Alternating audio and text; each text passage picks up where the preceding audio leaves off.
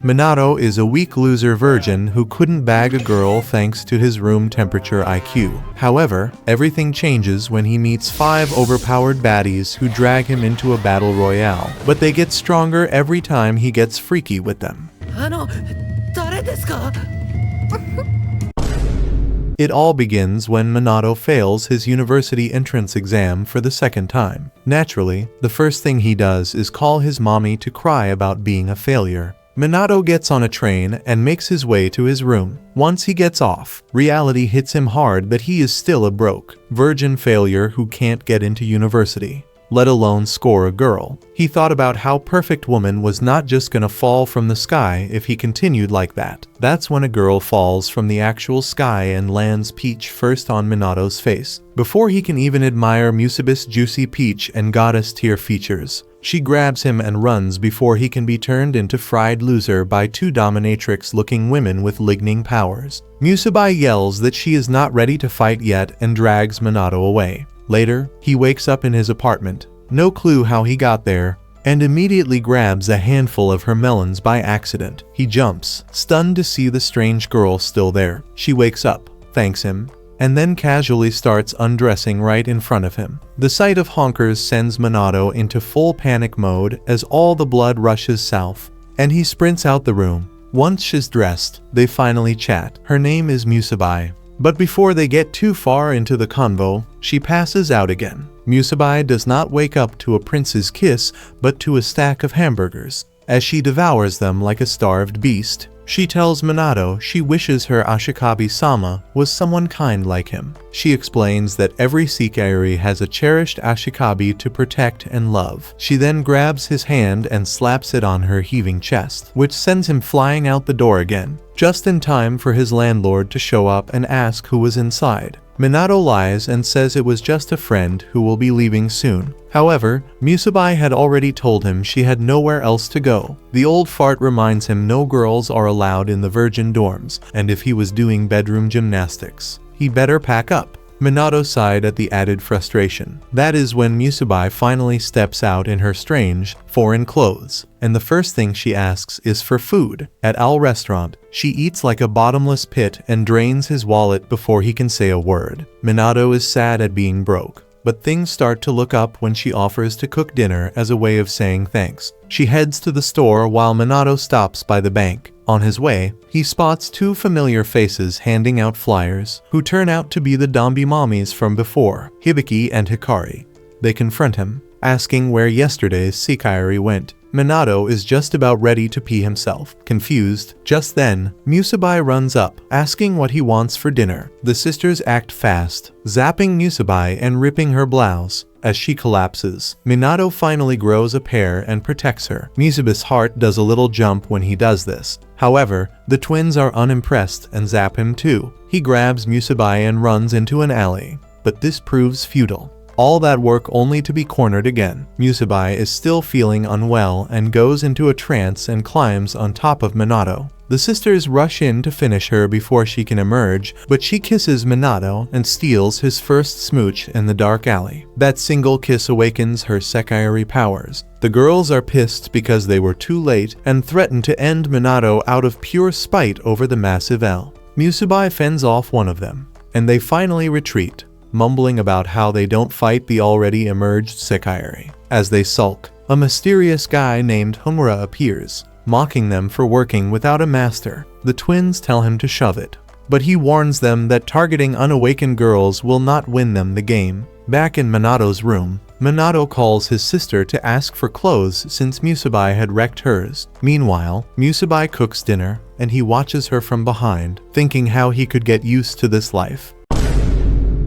Suddenly, the TV flickers on. The CEO of MBI is on screen, addressing Minato by name. Musabi gets all excited and calls him Professor. It is revealed that Sekiri are powerful girls who awaken when they choose a master, called an Ashikabi, by making mucosal contact, and then they battle one another to ascend to the higher sky. A secret war, completely off the radar because if word got out, Minato would be crushed by MBI like a bug. The broadcast ends, and someone knocks. An MBI agent hands Minato a big box and disappears. Inside are new clothes for Musabai. Unfortunately, just as she's getting dressed, the landlord shows up and catches them again. He is not so kind this time around and ends up kicking Minato out for good. The next day, Minato desperately searches for a new room, but only ends up with rejections. He sits on a park bench in the rain with Musabai by his side. He is defeated, but she tells him he is special just for being himself. Blood rushes south again when Musabai says that she would do anything for him.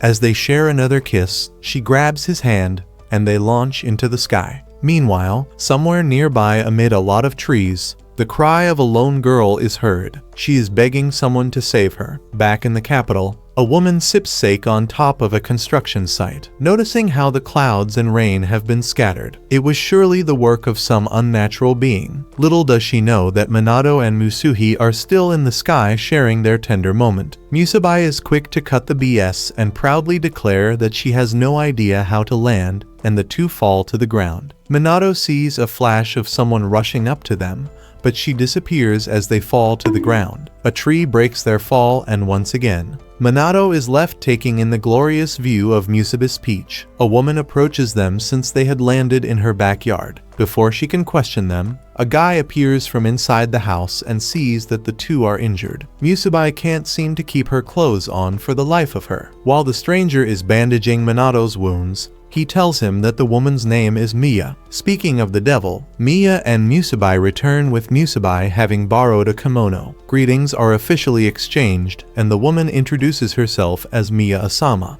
Her husband had passed away and Minato was wearing his borrowed clothes. The guy was Kagari. Minato wants to leave, but Musabai catches a whiff of whatever was cooking and insisted on staying for dinner. As the duo are having a nice dinner with the couple, a girl in lingerie appears and Minato's virgin mode is activated. Kagari scolds the girl, named Yuzume, for leaving her room in such a state. Loser Minato is quick to pick up on the odd dynamics and asks Miya what the place was because they did not seem like a family. Miya tells them that it was a board house called Mason Izumo for weird people with nowhere to go. Yuzu mentions how sane people wouldn't be caught dead in a washed out place like this, but a death stare from Miya shuts her trap. The rent was 50,000 yen a month and included 2 months. This news was just what Minato needed, who quickly begs Miya to let him and Musabai stay. Miya welcomes them with open arms, telling them how it must be fate that those two showed up there.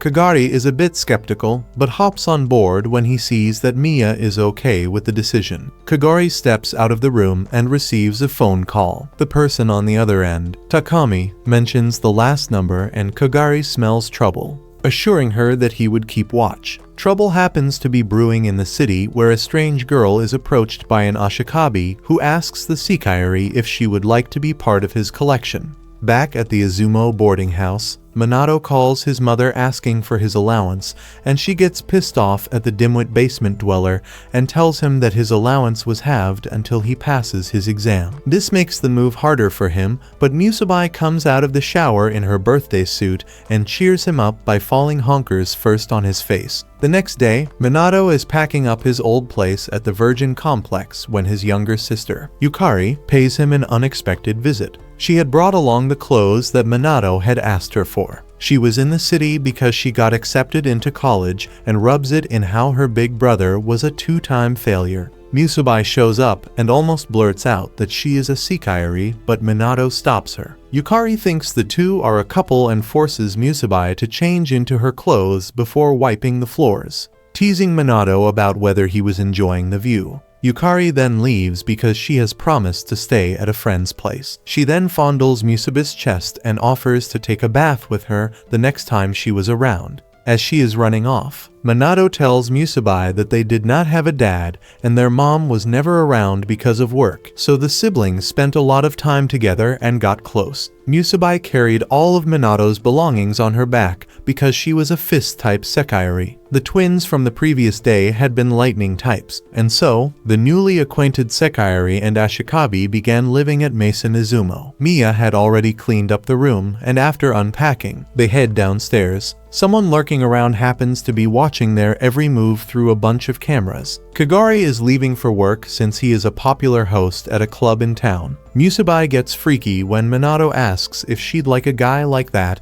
and tells him she'd do anything with him. She then invites Minato to take a bath with her, but it is too much for the single loser to handle and he steps outside. He stares at the tree they had crashed into the previous day and wonders how they survived the fall. He touches the tree and the same girl from yesterday appears, begging to be saved. Meanwhile, Yuzume from next door joins Musaba's bath and notices the Sekaiori mark on her back. She reveals that she is a Sekaiori as well, and this hypes up Musabai, who launches at her in her birthday suit. Ready to rumble, she attacks Yuzume relentlessly, who keeps telling her she doesn't want to fight. Yuzume retreats and Musabai follows her outside. Yuzume is quick to get all touchy-feely with Minato in hopes that he would stop the fight, but this only pisses Musabai off more. She attacks Yuzume, but Miya stops the fight, telling them that violence was strictly forbidden at the Mason Izumo. She then threatens them with her death stare and walks off. News of an unemerged green girl at the local arboretum is making waves with the players of the Battle Royale. A new face appears and Homura makes a comeback against a rebel girl who won't submit to her ashikabi. Meanwhile, Minato dreams of rescuing the little girl from a tree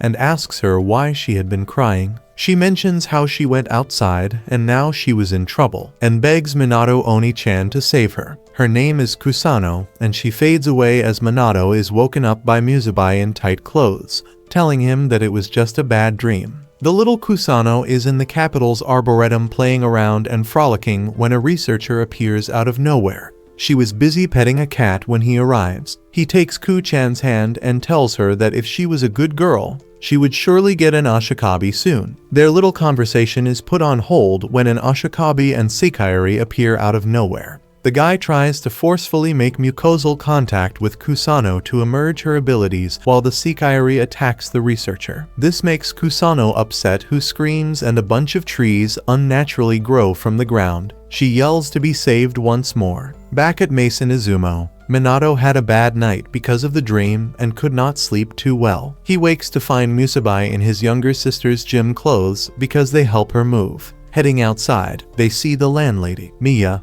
practicing a sword technique with an undeniable mastery. This turns Musabai on, and she hops down asking if she can spar with her. Miya agrees, and the two of them seem to be having fun. Musabai can barely get in a single hit because of how good Miya's technique is. Yuzume joins the party and tells Minato how Miya is used to it. It's fine to let them run a bit wild. She mentions how since she and Musabai were Sekaiori, they were destined to fight one another whether they like it or not. Before Minato can process that, he remembers that he has to head to work. He could not be a failure and unemployed. After some hard working at a construction site, Minato finally sits down for lunch. Before he can dig in, he notices an older guy sitting awfully close and eyeing his lunch. He offers the greedy guy some, and he bites into it with Minato. He introduces himself as Kaoru Seo, a 6th-year college student who barely attended college. Then, two girls show up and scold Seo for freeloading off someone once again. They were the lightning Dami mommies from yesterday, Hibiki and Hikari. It turns out that Seo was their ashikabi. Minato drops his lunch so the two Sekaiori share some bread with him and Seo.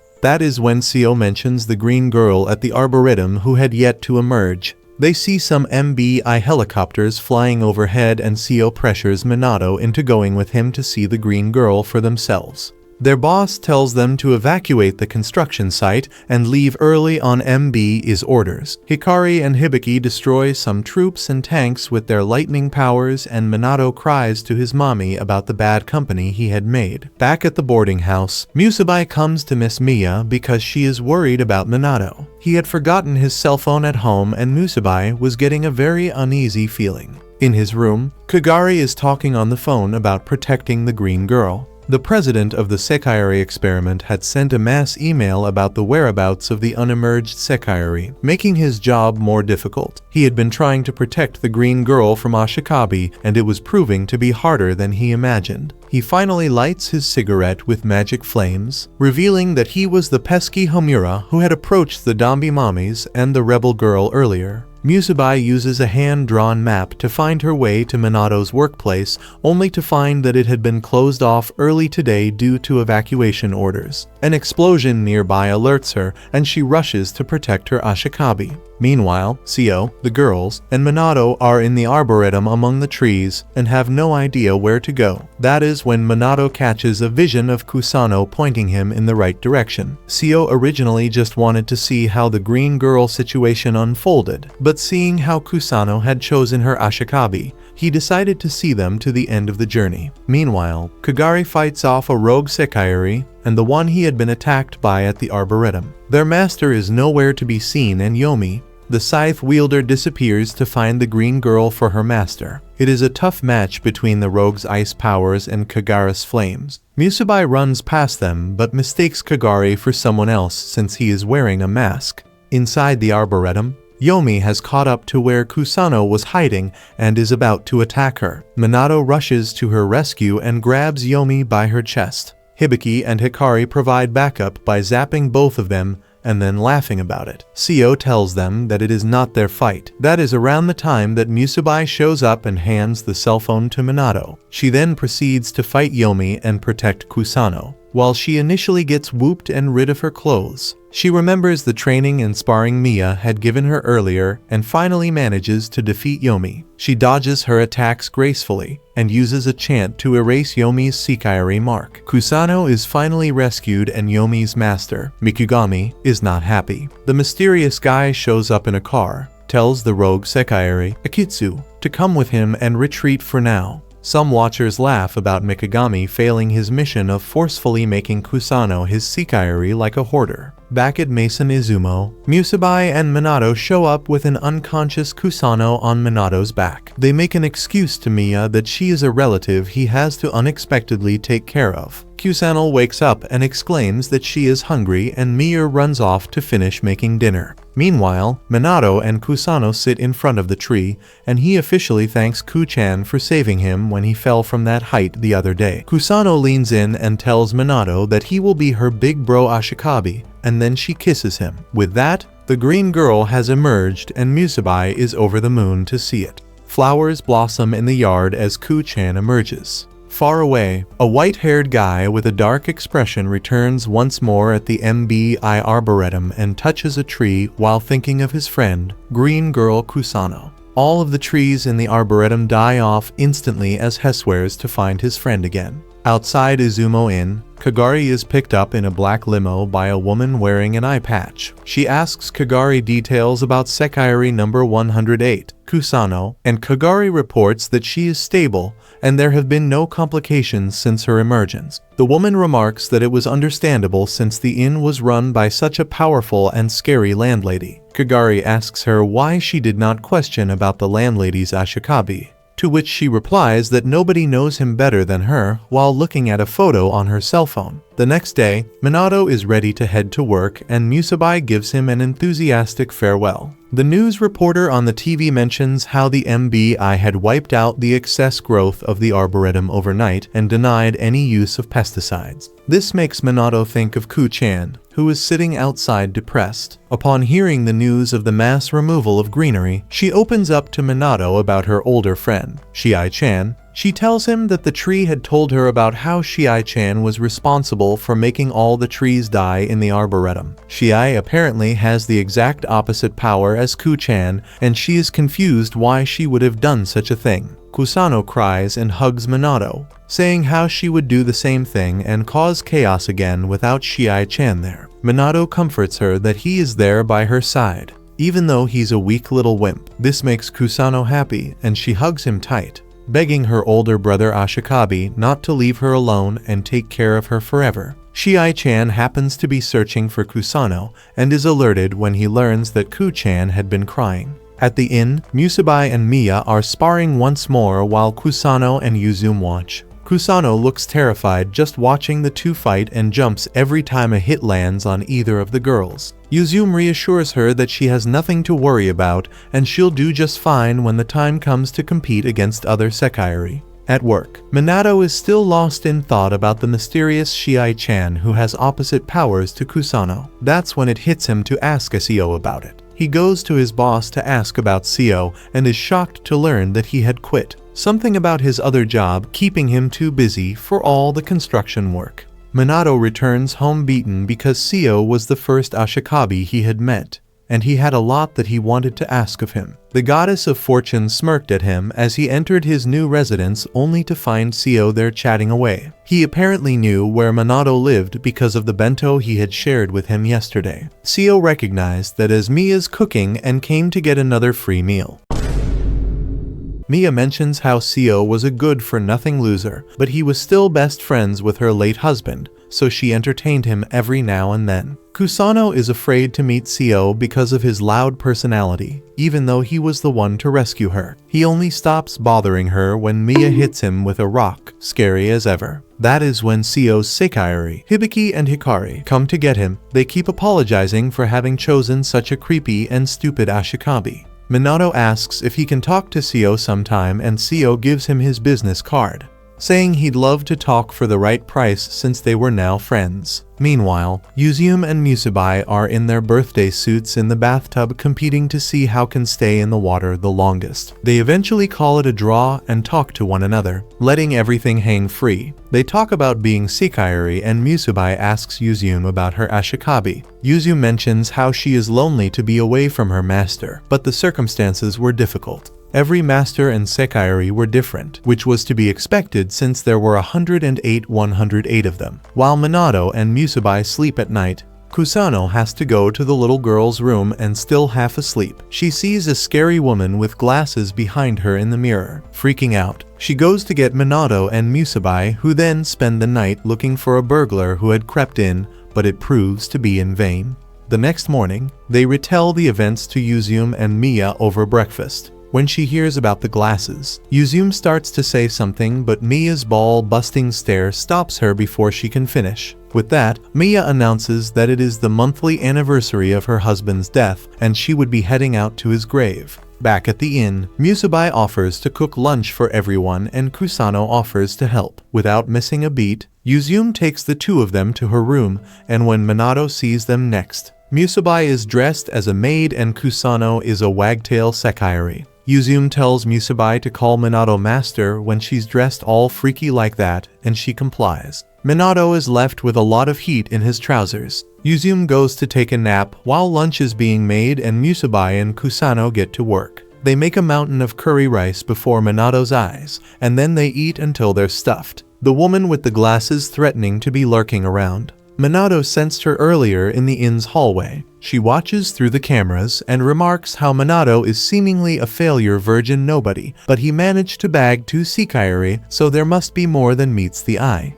Meanwhile, Mia gets off the station and so does Minato's younger sister, who happens to be making her way to Mason Izumo. At the same time, Shiai-chan is nearby searching for Kusano. Yukari bumps into Shiai-chan and apologizes before falling head over heels. She thinks Shiai-chan is a very pretty boy like one out of a Wattpad BL fanfic. Shiai-chan is attacked by a blonde Seikairi named Mitsuha, and Yukari protects him saying how pretty boys are a national treasure. This makes Shiai's heart flutter as they run from their attacker. The rogue Seikairi is seen with the blondie Mitsuha, and they're trying to take Shiai-chan with them to their Ashikabi. At the inn, Musabai is busy cleaning the floors in her skimpy outfit when she sees someone out of the corner of her eye. Minato is able to sense someone too in his room, but Musabai shows up before he can investigate. Minato asks Musabai about Yuzume's whereabouts, and she tells him that she was asleep with Kusano since lunch. Every Seikairi is different, and Yuzume seemed to have a functional capacity of only 4 hours. Minato asks Musabai about something she had said the previous night when they rescued Kusano. They spotted an MBI chopper which was there to retrieve the defeated Seikairi. A Seikairi who had their symbol removed was no longer allowed to be with her master. This depresses Minato, who is cruelly reminded that he couldn't bang his way out of a wet dream, let alone bag someone like Musabai.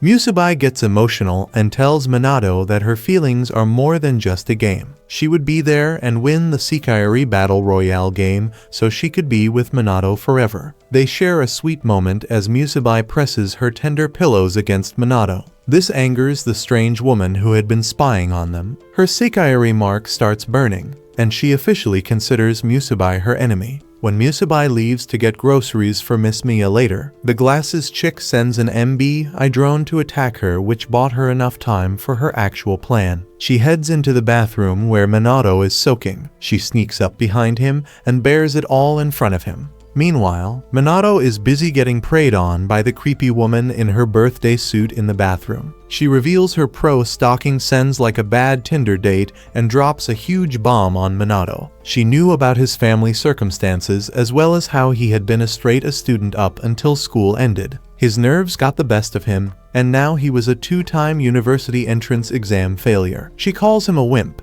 which Minato considered to be fair, and then gropes him while calling him her ashikabi. She tells him how hot and heavy she is, and his popsicle is the only thing that'll cool her down. Meanwhile, Musabai returns from her failed shopping trip with her clothes all torn and battered. She's about to head back for the missing groceries when Mia clocks her and reminds her about modesty. She tells Musabai to go take a bath and leave the groceries for later. Musabai is in for a treat when she opens the door to find Minato all touchy-feely with the stalker girl, whose name is Matsu. Matsu gets pissed off when she catches a glimpse of Musabai saying how she had reached there 5 minutes earlier than expected. However, she had planned for this and proceeds to pull a hacks and captures Musabai with a military-grade MBI net gun, just before she can have her way with Minato. Miss Mia shows up with a katana and reminds them that the hanky-panky is forbidden in the bathroom, while in Madison Izumo. In the common room, Matsu is officially introduced as a recluse who is on the run from the MBI, so she lives in a hidden room at the inn. Mia was not happy about the arrangement, but reminds them that her husband never turned anyone away. Her husband was also an MBI official. That is how he became acquainted with Matsu. With that, Matsu bids farewell and returns to her room, leaving everyone stumped. Mia threatens to kick her out, but Matsu promises to behave. In town, the rogue Sekiri Akitsu and her companion are looking all over for Shiai-chan, who was rescued by Yukari. They mention how he has yet to emerge, so he'd make the perfect, submissive addition to their master's collection. This doesn't sit right with Hamarakagari, who shows up to put an end to their evil plans. Akitsu freezes everything around him while Blondie ties him with a rope. Mentioning how he was just a pathetic unmerged Sekiri, Kagari uses his full power to set ablaze the rope and the duo retreats. He has a hard time using his powers because he has no ashikabi yet. He accepts his fate as he's burning to death, only to be saved by the rebellious Sekiri he had previously encountered. He thanks Tsukiyami for helping him stay alive, only to be told that he would be defeated by her own hands. They both talk about emerging and finding their Sekiri, and Tsukiyami comes clean that she feels her heart burning because her ashikabi was nearby. She vows to end him so that she would be free. While Minato sleeps with Kusano and Musabai,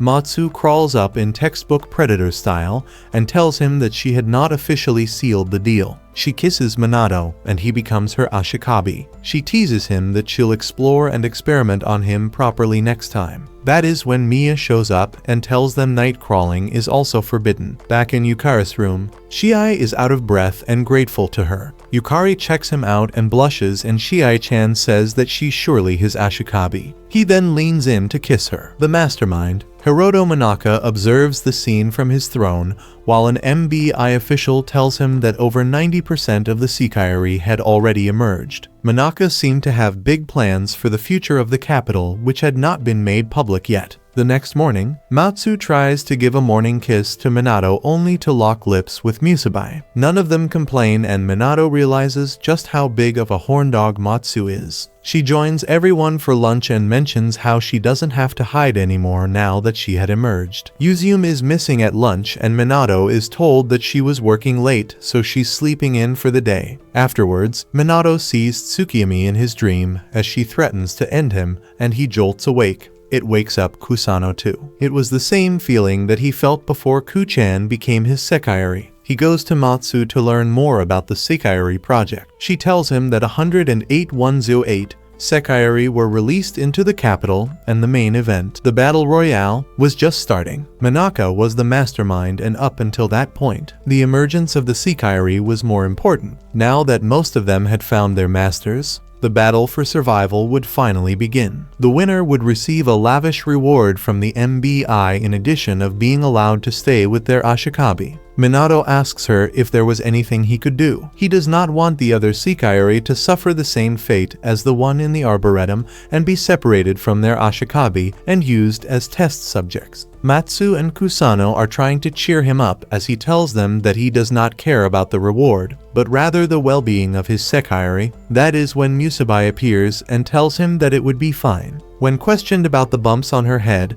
she tells them that Miya went extra hard during training that day. That is when Minato remembers Tsukiyami from his dream and informs Matsu, who makes like the Hackerman meme and finds her in seconds. Matsu tells everyone that Tsukiyami was bad news and famous for her hatred towards ashikabi. If she got her hands on Minato, he was toast. The four of them form a plan where Matsu would keep an eye on Tsukiyami through the surveillance cameras in town, while Musabai looked everywhere else. Ku-chan was in charge of protecting Minato, while he acted like bait to draw number 9, Tsukiyami, the water Seikairi, out. As Minato and Kusano are walking through an alleyway, Minato nearly wets himself as a cat falls out of the sky, only to be caught using Ku-chan's plant powers. Enter Seo, who happened to be in the neighborhood on a job to catch the runaway cat. He can sense that Minato had acquired more Seikairi because he seemed stronger. Meanwhile, Hibiki and Hikari end up finding Tsukiyami, and she recognizes them as the cowards who went after unemerged Seikairi. The three battle it out, and Tsukiyami brutally mogs them. The twin Dami-mamis are left running for their lives. As they meet up with Seo, Tsukiyami jumps down and lands on Minato. That is when her unconscious bond makes her all hot and heavy,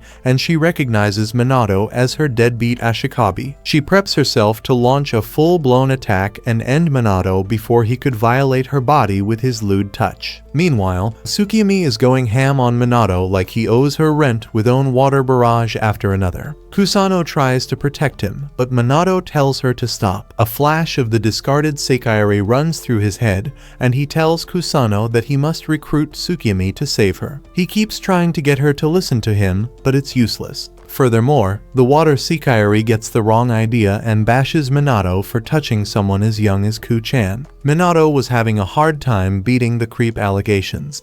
He tries to reason with the water Seikairi, but she only gets madder at him. She does not wish to be violated by a virgin loser like Minato and thinks the entire concept is rigged and stupid. She's about to land the finishing blow, but gets too hot and weak in the knees, missing Minato barely. Seo's Seikairi jump in and get the attention off Minato, saying that they'll fight Tsukiyami instead. Tsukiyami is shocked to learn that Seo is an ashikabi as well. He tells Minato and Kusano to close their eyes for what was about to happen. He gets super steamy with Hibiki and Hikari and charges them up while they chant their power up. Both of the Dami-mamis transform and are ready to beat Tsukiyami to a pulp. Speaking of Tsukiyami, her jaw is on the floor and her cheeks are burning red as she tries to stomach how gropey and steamy the ashikabi and Seikairi system was. The girls tell her that it's part of the game and that they're ready to rumble. They awaken their full power, which is known as God's Song, and try their hardest to zap the unemerged Seikairi into oblivion. Despite Minato's weepy protests, they still attack her. When Tsukiyami thinks all hope is lost, Minato leaps in the way and protects her with his own body. This makes Tsukiyami swoon, and Minato pleads with Hibiki and Hikari not to defeat the unemerged Seikairi. Tsukiyami launches a counterattack which hits Seo square in the face. Pissed off, Seo drops down and manhandles Tsukiyami and threatens to make her emerge by force to make up for what he did to him and his Seikairi. Tsukiyami is conflicted and doesn't want his ashikabi to be Seo. Meanwhile, Matsu catches whiff of the battle happening in town and calls Musabai to let her know. Musabai heads there immediately. Tsukiyami is still being forced against a tree by Seo when Minato begs him not to make her emerge. He calls Tsukiyami his Seikairi, and this makes the water Seikairi all hot and heavy. Seo finally lets her go, only to be greeted with a zap from his Dami-mami Seikairi. The nerve of the guy to cheat in front of his ball busters was thought to be inspiring by Hibiki and Hikari. Tsukiyami is in full tsundere mode,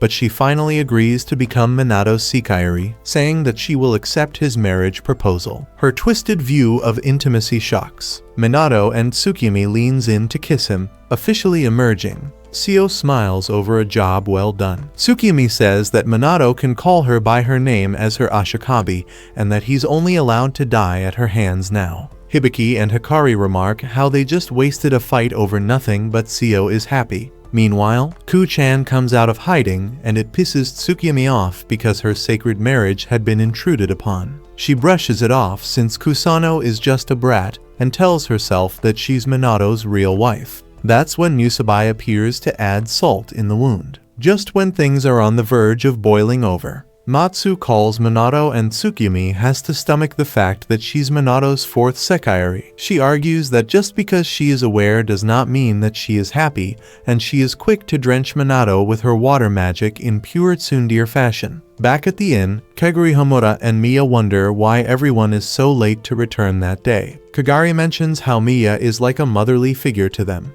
One death stare later, he rephrases it to Big Sis. Miya contemplates this for a bit. Just then, the Minato party returns to Mason Izumo. Tsukimi is immediately standoffish and asks who the landlady is. Miya returns the favor and asks who the blonde chick is. Tsukimi proudly declares herself Minato's wife, which sends the harem into a frenzy as Ku-chan and Musabai get feisty over who his real wife is. Matsu happens to be enjoying the drama from the shadows as the three Sekaiari are about to throw hands. A swift jab to everyone's head from Miya seemed to do the trick. She reveals that she knows about the Sekaiari project since her husband was a big shot in the MBI. She has known ever since Minato showed up with Kusano. Tsukimi asks Kagari if they'd met before because he seemed so familiar, and Kagari runs off without explaining. He imagined himself being so pathetic a face mask was all it took to forget him. Matsu asks him about his injuries from the other day, telling him that they should stabilize soon. She recommends him to get emerged so he can make full use of his powers.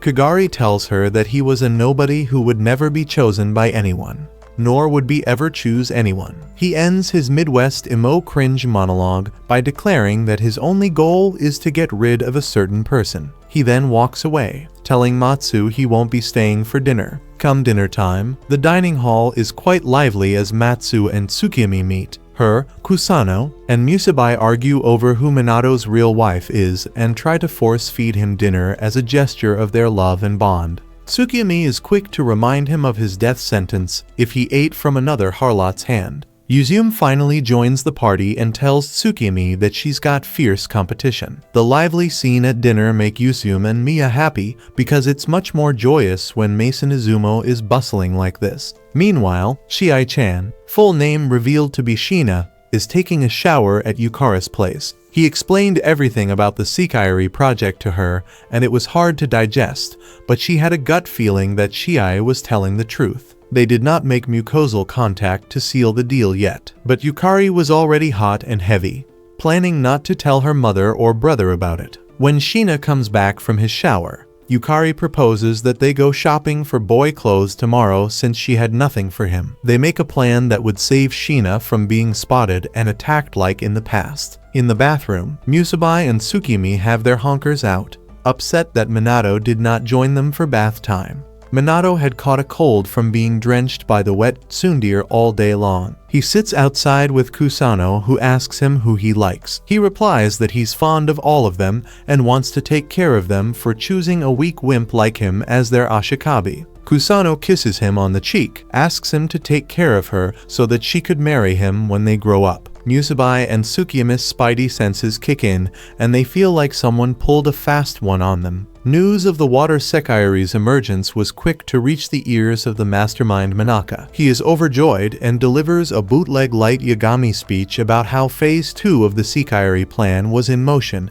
and how he was now unstoppable. Bootleg Light Yagami is rambling on about his master plan, and his assistant Takami is fed up. She gives him a shut-up call because all he's done is be a pain in the behind. Takami remembers a young and slightly more insufferable Manaka. He's with her as they venture into an island caused by an abnormal geological switch. Takami warns him to stop being a nut job and contemplates her life decisions that led her to following this discount Superman. Manaka runs off and makes a shocking discovery. It is the ruins of something called the King of Terror, and as the two go deeper inside, they find a girl submerged in liquid, perfectly preserved. It's morning now, and Minato is complaining about being stuffed between 4 Sekaiori who all wanted to sleep with him. An argument ensued the previous night over how his real wife should be the only one to sleep with him. Even Kusano refused to go sleep with Miss Miya, and in the end, the 4 chicks girl-bossed their way into sleeping with him. Reality clocked them real quick as Miya opened the door the next day to remind them of Mason Izumo's no-bedroom gymnastics policy. Her death stare was enough to put down a horse, so none of the girls argued. Miya allotted their rooms so that Kusano would sleep with her. Tsukiyomi and Musubai would share a room, and Matsu would keep up her hikikomori fatherless lifestyle. Matsu watches from her room as she's ready to launch her ultra-secret plan into motion. Just then, she notices that the MB's private army had changed their deployment. She's surprised at how rapid the change was. As Miya leaves to run some errands, she tells Musubai and Kusano to water the garden. Tsukiyomi makes like Minato's dad and disappears before they can ask her to join. She wasn't about to be someone's sprinkler system. She walks past Kagari and racks her brain about who he reminded her of. Nearby, a man drops off someone who makes her way to the Izumo Inn. Musubai and Kusano are outside and end up getting the woman wet.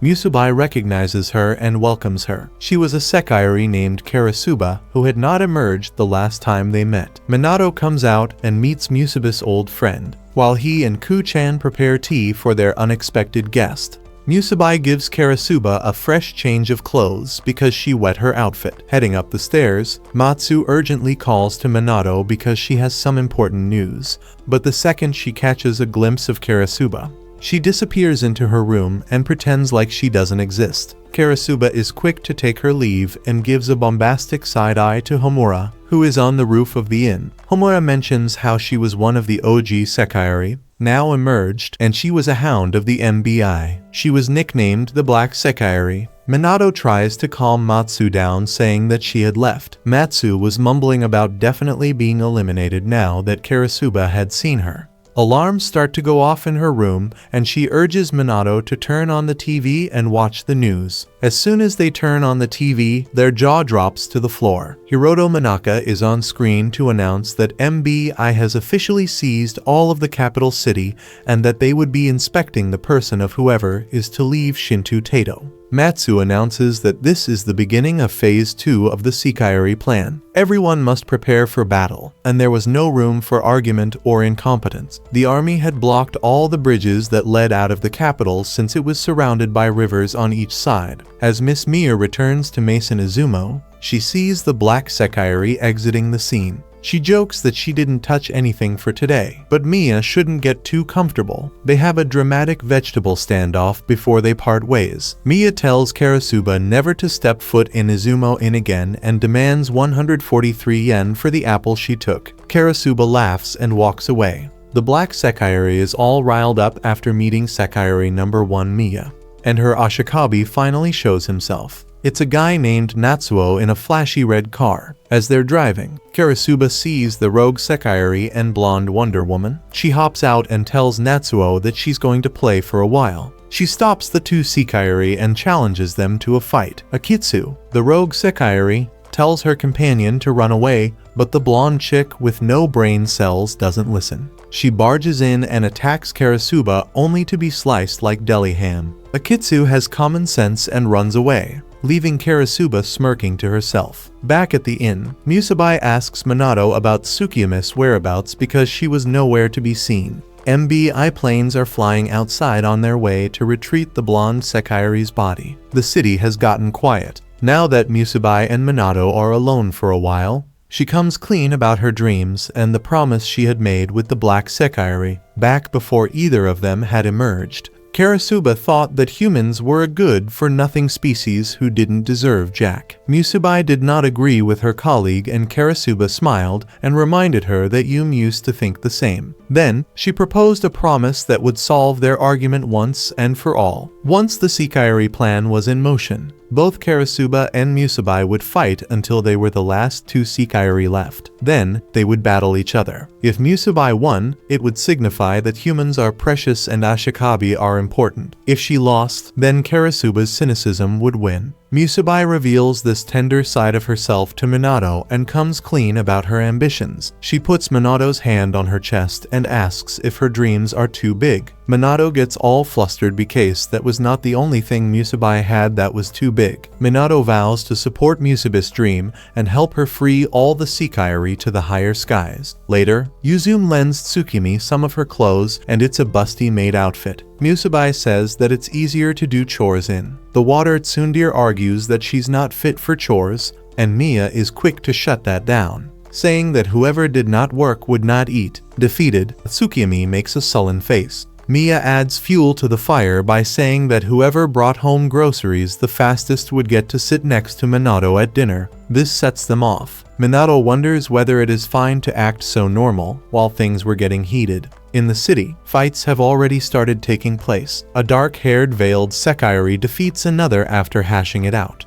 Meanwhile, Yukari takes Shina out dressed as a girl, thinking it would keep him safe. However, Mikugami watches from a car and says that he'll personally add Shina to his collection since his Seikairi had failed twice. As things are heating up at the capital and security is tighter than ever, an Ashikabi named Haruka tries to sneak his Seikairi out of the city among the massive traffic jams and chaos. However, it is not long before the military sense the Seikairi and the two make a run for it. They have barely ran a few meters when an imposing Seikairi blocks their path. It turns out that she is the blue Seikairi by the name of Heihain, number 102. She is there to take care of runaways like Haruka. Hamura witnesses all of this from a distance and can tell that the military is getting serious. Things are not to be taken lightly as Haruka and his Seikairi run away with the MBI military behind them in pursuit. Back at the inn, Tsukimi, Kusano, and Musabai are in the garden in their swimwear with Minato. Mia had asked them to water the plants, which they translated as code for nice racks and fan service. Tsukimi gets jealous when Minato stares at Musabi's chest a second too long and demands that he only look at her melons to satisfy himself. Kusano jumps in, ready for Minato to catch a case, saying that he should look at her flat chest too.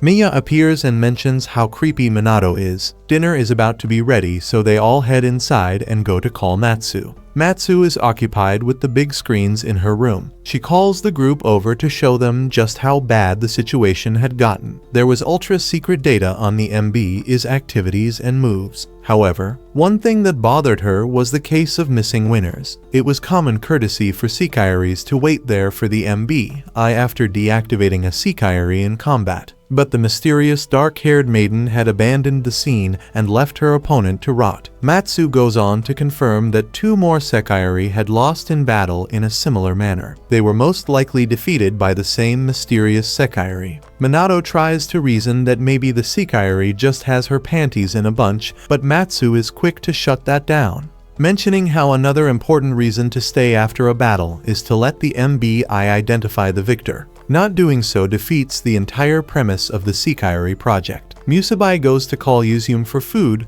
but she does not answer the door. After knocking and waiting for a while, Musabai heads inside to find the room empty. It turns out that Yuzume was at the hospital, visiting a sleeping girl named Chiho. She sheds some tears as she kisses her hand. Back at Mason Izumo, Minato is outside doing the laundry when Mia and Ku-chan appear. Ku-chan is wearing an adorable mouse costume and making cute noises. Minato smiles and asks if Yuzume lent it to her, which she says yes to. Minato gets curious why Yuzume would own so many costumes. He barely knew anything about his fellow housemate. Mia tells him that she did not have all the details either, but all of the costumes were for a single person. She wanted to make someone in the hospital smile, and she was only allowed to visit her occasionally. It is unsure whether that person is her Ashikabi or not, but their bond is stronger than titanium. Before the chat can continue, Tsukimi and Musabai return with the groceries. They're racing down the street for who gets to sit next to Minato. It was Musabi's 3rd consecutive win, and that rubbed the high-strung princess the wrong way. Yuzume is about to leave and kisses Chiho on the cheek, which wakes her up. Chiho asks if she was crying and Yuzume wears a fake smile in response. Chiho feels bad that she cannot do anything as Yuzume's Ashikabi, and Yuzume says she's doing more than enough by simply staying alive. Back home, a not-so-secret meeting is taking place in Matsu's room, where Minato has gathered all of his Seikairi. He warns everybody about the shady stuff that has been happening in the Sekirei battles and how all of them should stay cautious and safe. Instead of listening, Musabai and Tsukuyomi get all riled up and even get Kusano to get hyped for fighting the mysterious rule breaker. Minato tells his Sekirei that he is worried about them, which plucks a few strings in Tsukuyomi's heart. She comes to visit him later at night and embarrassingly admits that she is also worried for her master. She then runs away like the tsundere she is. As Minato closes the door, he sees Musabai standing there with a quiet, threatening smile. She must have seen their secret moment, but let no word slip of it. Instead, she just stared daggers into Minato's back. Matsu continued to enjoy the soap opera from a distance. Yuzume returned and went to hop into the bath. As she was walking away, Matsu noticed some dried blood on her pants. Tsukuyomi and Musabai are already in the bath bantering over who is Minato's real wife and who is the mistress. Yuzume joins in and Musabai offers to wash her back. She hides the bloody pants in the laundry basket and joins the two. She expresses how she wants things to stay this way, just arguing with one another and getting scolded by Miss Miya. But this isn't a slice of life. The Sekirei have to eventually battle since Yuzume has a different Ashikabi. The realization sets in and depresses her further. Matsu sneaks in and checks the bloody pants that Yuzume was wearing. Mikugami is shocked to learn that his target was defeated by the Black Sekirei, who is part of the MBI Discipline Squad. His Sekirei reminds him that the Discipline Squad is also allowed to play the game and were not breaking any rules. Instead, they set their sights on Shina, who was with Yukari. The rogue Sekirei is keeping an eye on him, and he has not emerged yet. Mikugami plots to make him his submissive boy toy. Over dinner, Yukari asks Shina about the person he was looking for. He tells her that it was his little sister, Ku-chan. They had gotten separated a while ago and Shiai had been worried sick about her. Yukari tells him that they will look for her together because when she was little, her older brother would put aside his own fears and come save her whenever she was stuck or lost. He would give her a piggyback ride. Shina smiles and hopes that Kusano had found someone like that as well. Meanwhile, Yuzume is at the hospital again when she is approached from behind by a shady guy. He commends her ability for taking care of the previous Sekirei and hands her the next target. It was Kuno, Haruka's Sekirei. Yuzume is disgusted by her actions, but she is reminded that her Ashikabi does not have too long to live. Musabai and Tsukuyomi get ready to leave for the day to hunt the mysterious Sekirei. They spar a bit to Minato's surprise and say that they trust each other with their backs. In the city, Yuzume is in pursuit of Haruka and Kuno when Kuno falls over and Yuzume catches up. She tries to attack, but Kuno uses her special sound ability, which attracts the attention of Musabai and Tsukuyomi, who make their way to the scene. Yuzume is still masked when the two appear and challenge her to a fight. They are unaware that it is their housemate friend. Yuzume does not want to fight them yet. Just then, a drunk woman appears who reeks of alcohol. She mentions how things have just gotten interesting. She watches as Musabai and Tsukuyomi stand off against the veiled Sekirei. Haruka and Kuno cower behind them. Tsukuyomi is quick to start dishing out attacks as Yuzume defends, but does not go on the offensive. The drunk lady happens to be enjoying the show, but soon interferes. She stands in front of the veiled Yuzume, causing Tsukuyomi to withdraw her attack. She mentions how it is unfair that there are two of them against one of the veiled Sekirei. She plays it off as leveling the field. Tsukuyomi is not impressed, but turns to Musabai, who is ready to fight, and tells her to take a hike. Musabai turns to Haruka and Kuno and asks them whether they would fight her. After one look at Musabai's curvy body, Kuno admits defeat before they can even throw the first punch. Haruka steps in and tells Musabai that the lovebirds had no intention of playing the Sekirei game and just wanted to run away. Tsukuyomi is still going to town with Yuzume, but the mysterious woman will not stop interfering. Tsukuyomi turns around to find that Kuno, Haruka, and Musabai are nowhere to be found. She launches one more attack while talking a big game only for the woman to mog her mouth shut. She reveals that she is Sekirei number 3 Keizhana,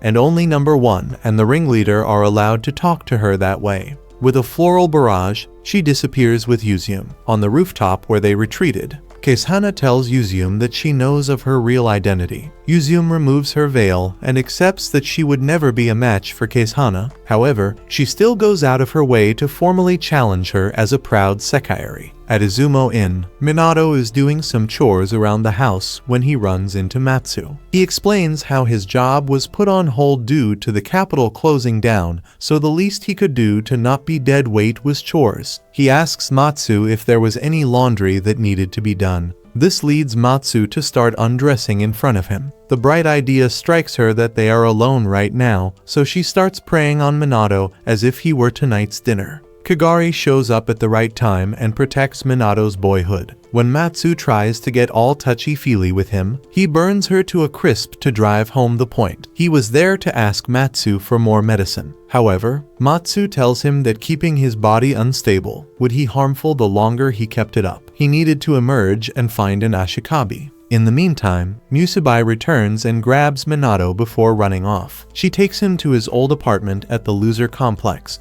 Inside, they find a scared Haruka and Kuno who are quite standoffish. Musabai introduces everyone and tells them that Minato can help them somehow, meaning no harm. Tsukimi returns to find that Musabai and Minato are missing. Matsu tells her that Musabai took him away somewhere and that the identity of the veiled Sekirei was still unknown. Matsu already has an idea about who it is. Tsukimi and Matsu hash it out over who is smarter, and Kusano crying and being upset puts an end to that. Mia laughs to herself about how nothing can beat a crying girl. Haruka and Kuno explain their situation to Minato and Musabai. The two ashikabi bond over the fact that they hate their landlord, and they both failed their university entrance exam twice. Minato had finally found his people. Not only did they live in the same room, they had the same circumstances, down to being ashikabi. Haruka admires Musabai for being a strong Sekirei and then looks at her flat-chested excuse of a weapon. The wimpy Kuno is easy when it comes to letting the waterworks flow. Haruka explains how he has no chance of surviving the Sekirei battle royale with a trash-can Sekirei like Kuno. Therefore, he plans on running away from the capital,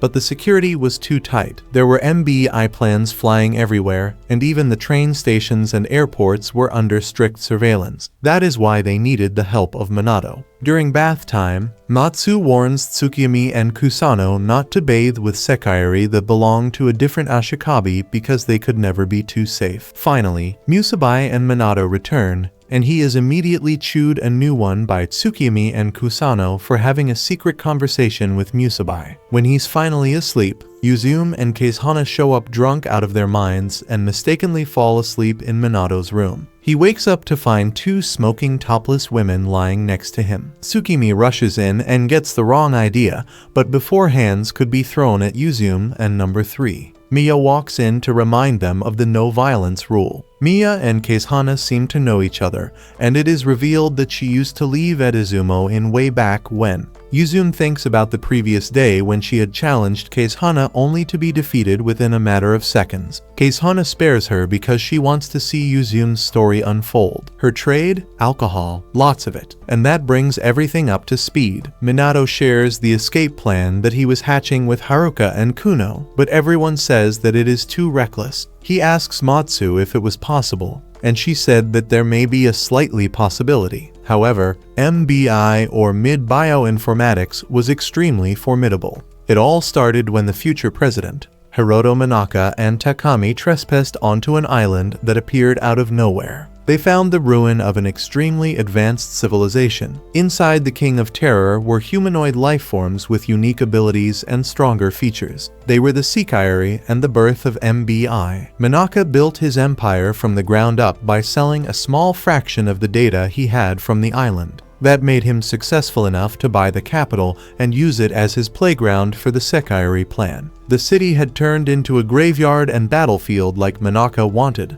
The big shots at MB, I seemed to enjoy watching the chaos unfold alongside him. The disciplinary squad was toying with the other competitors. Heihain even lets Haruka and Kuno off the hook so she could enjoy chasing her prey later. Back when Kuno had still not emerged as a Sekirei, she found herself in the harsh cold of the capital city with nowhere to turn to. She was pursued by Seo's ashikabi, Hibiki and Hikari, who kept telling her that being defeated right then and there would be for her own good. She still managed to escape them by screaming at the top of her lungs. Sitting in the freezing cold defeated, She wondered if anybody would ever choose her. That is when Haruka passed by and offered her some meat buns, telling her that they always cheer you up when it is cold. Moved by his kindness, Kuno decided that she had found her ashikabi. That was how Haruka and Kuno had met one another for the first time. When Keishana heard of the escape and their tale, she was moved to believing that love is beautiful. Seo, on the other hand, was not nearly as impressed. After all, this incompetent collection of people had showed up super early in the morning to ask for his help in escaping the capital. He finally gave in and said that he would do it for the right price. Greedy-kun gets a reality check when Minato calls Miya and clocks him. Now, the escape was only free 99. While everyone else happens to be on board, Tsukiyami is not impressed. She wants to stay and fight and thinks what the two were doing was cowardly. She expresses her concern to Matsu, who tells her that the duty of a sekigari is to make their ashikabi safe and protected. Tsukiyami blames her for being the same as everyone else and barges out. She then talks to Miya at Mason Izumo, who tells her that it is not cowardly. However, if she was so intent on being the strongest, so she could live happily ever after with Minato, she would not mind training her as well. Tsukiyami is surprised but agrees. Meanwhile, Seo and the others are hatching a plan to get out of the Sekigari game. The capital was already worrying, but the south, east, and west were even worse because they were guarded by some very competent ashikabi. These were Mikugami, Sanada, and Higa. When Minato asked about the north, Seo just laughed it off and said that it was guarded by a very scary person. That is when it hits Minato that Izumo Inn was in the north. Everyone believed that Miya Asama was not letting an ashikabi make moves on her turf, while her and Tsukiyami train in the back lot. The wet tsundere gets too cocky and throws a water barrage at Miya. Miya pulls a solo leveling and does not even flinch. She simply blocks it with her sword before launching a fatal counterattack. Tsukiyami barely has time to react to her skirt being blown up that Miya has already unsheathed her sword. She strips Tsukiyami of the clothes and tells her that there is a lot that she has yet to learn. Gagged, Tsukiyami cannot even react and simply wonders who Miya Asama really was. Meanwhile, Seo and the group plan to leave from the north since the landlady would not get in their way unless they pissed her off. It was the safest way out. The river Araha is to the north, and the only way through would be directly running across the bridge. Haruka and Kuno tell them that there are several checkposts along the way, so that was next to impossible. Not to mention, the disciplined squad of the military would end anyone who tried to leave, including any ashikabi. They were the red sekigari, the blue sekigari, and the black sekigari Karasuba. Also, they still had not discovered the identity of the veiled sekigari who had gone rogue.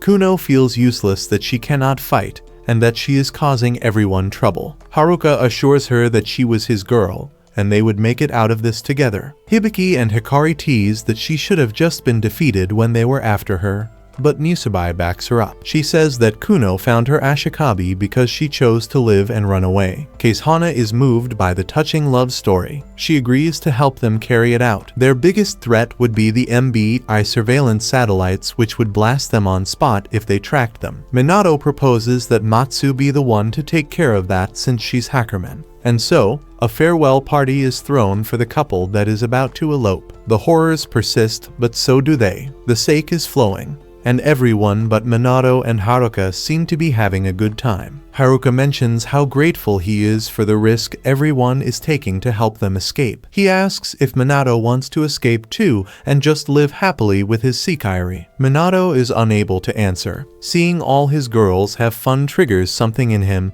and he steps outside, only to find Tsukiyami. He asks her to reconsider not helping out with the escape plan since Musabai is the only other person on his team who could fight. If something happened to her, the plan was as good as dead, and so were they. Tsukiyami gets angry that Minato is not worried about the escape, but rather Musabai herself. He reassures the tattered tsundere that he did care for her too. Tsukiyami places his hand on her chest and asks why he had not made love to her even though they had been married for how long. She then runs off when Matsu comes out and freezes the steamy moment. Tsukiyami is then seen pouring cold water on her head to cool down.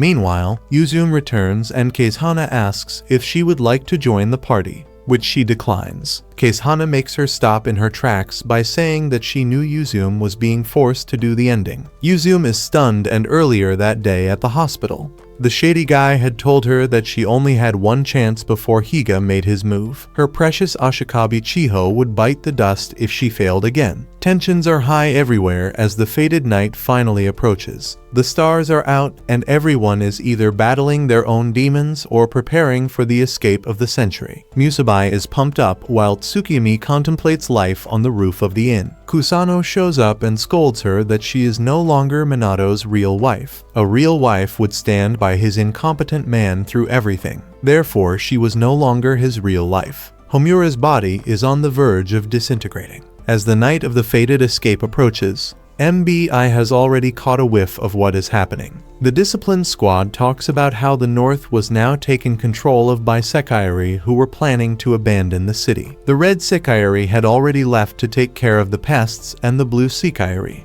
Heihain, goes to join her. Mikugami asks about the discipline squad's existence before he became an Ashikabi. The black Sekaiari tells him that it was only two of them before this, her and someone named Yume. They had a mission to retrieve a Sekaiari from the research facility. After the girl was rescued, Yume tells her that she would eventually find someone who will love her unconditionally. She then does something to the girl's Sekaiari that Karasuba does not approve of. The plan is in motion. T-5 seconds until Matsu hacks all of the surveillance satellites. However, she can only keep it up for an hour, so they only had 60 minutes to escape, or they would be toast. They planned on creating a big scene at the checkpost on the bridge, then making sure the train stopped running and running away on the rail tracks. Musabai grabs Kuno and runs with Haruka and Minato following behind. Kusano tricks the guards on the bridge by acting like a lost girl. By the time they figure out that she is a Sekaiari, she has already entangled them in her trees and vines. Meanwhile, Seo powers up Hibiki and Hikari, who zap the crap out of a nearby area to attract attention.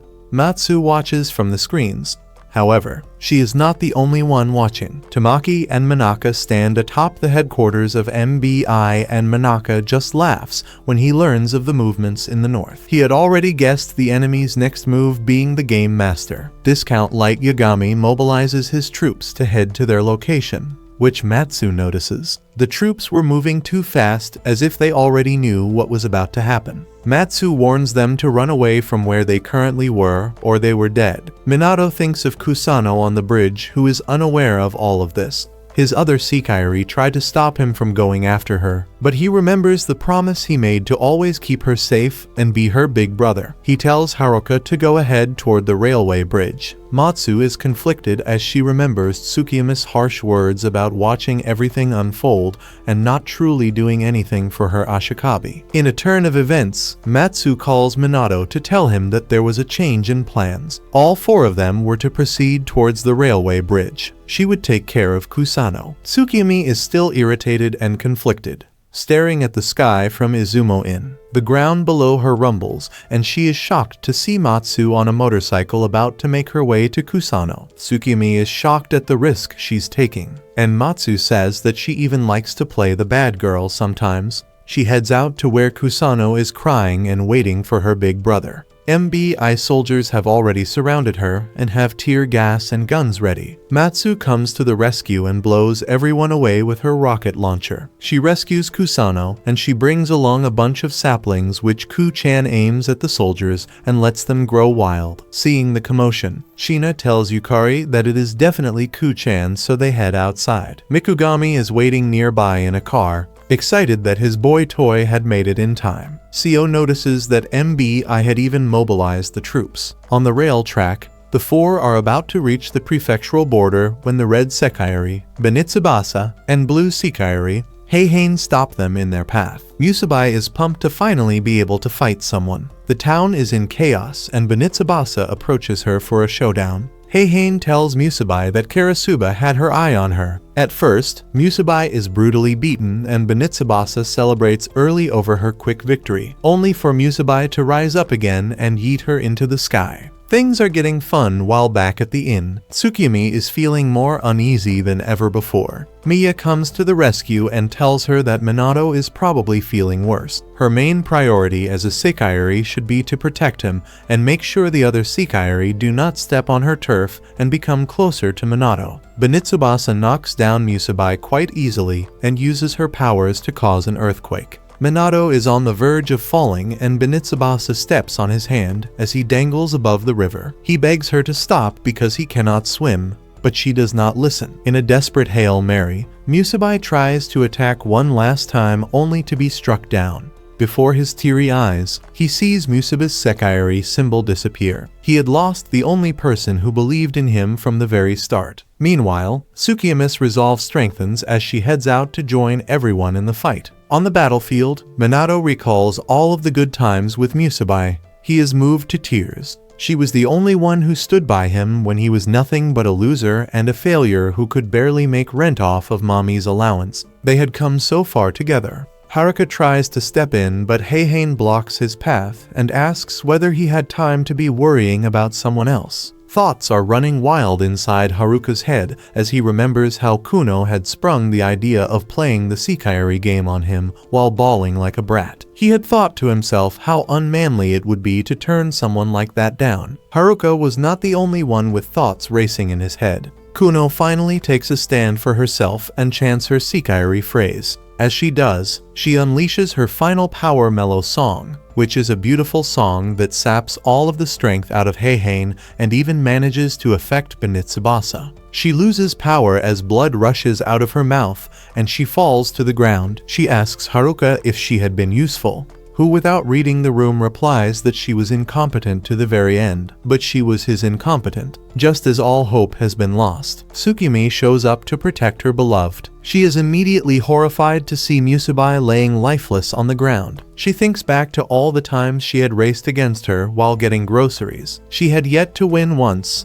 and her companion had deserted her before she could prove her wrong. Fighting back her anger and sadness, she faces off against Benitsubasa when Heihain interferes, mocking her for thinking she could take on 2 MBI dogs at once. Tsukimi smiles about how she was trained by the landlady, and her new water blade technique could easily cut through Heihain's claw. As things keep escalating, Homura and Keisuhana watch from a rooftop far away, but Keisuhana finally decides to join in on the fun. Homura is still conflicted. As she heads to the bridge, Yuzume appears, but Keisuhana tells her that she would take care of this. Meanwhile, Yukari and Shina are out in the ruins of the city looking for Kusano when Matsu and Kusano pull up nearby. Matsu loses signal with Minato, and they speed off to check if something was wrong. Seconds later, Shina and Yukari appear and miss them. Shina had sensed Ku-chan's presence. However, he had bigger fish to fry for now. Mikugami shows up with his collection of Sekigari and finally decides to stop hiding in the shadows. The rogue Sekigari and a swordsman Sekigari threaten to steal Shiai from Yukari. However, in a display of love, Yukari and Shiai confess their love for one another and share their first kiss. This makes Shina emerge as he chants his phrase and decays everything around him, protecting his beloved. Back on the bridge, things are tense as the discipline squad threaten to eliminate everyone. Just then, a voice comes from Musaba's lifeless body as she starts to rise again. Her Sekigari mark changes and is now on her belly with the number 88. She introduces herself as commander of the discipline squad for the S-Plan.